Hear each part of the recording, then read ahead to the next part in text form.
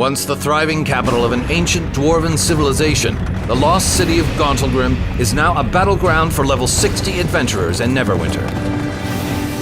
In this epic 40-player endgame event, competing heroes are divided into 2 factions of 20 and must wage war across 3 phases, which includes player versus player and player versus environment encounters.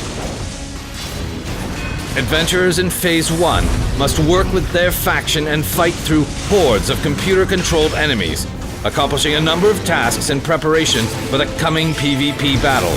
Tasks include collecting elemental fire to light the Grand Forge, defeating Dwargar forces to obtain weapon parts, and more. Every task completed during this timed phase is worth crucial points. The faction with the highest point score at the end of Phase 1 gains a significant advantage, a resilience buff in Phase 2. In Phase 2, the dueling factions directly engage one another in an epic 20 versus 20 domination match.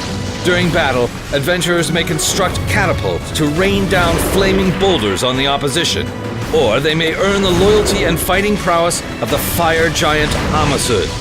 The primary goal of Phase 2, however, is to control 5 key points in Gauntlgrym.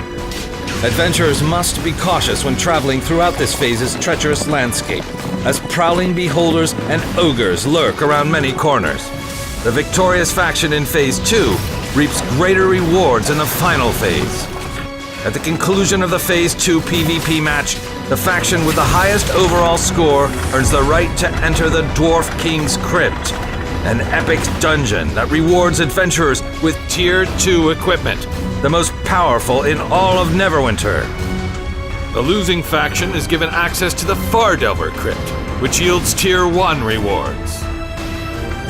Gauntlgrym is the ultimate endgame challenge, testing adventurers' speed and teamwork.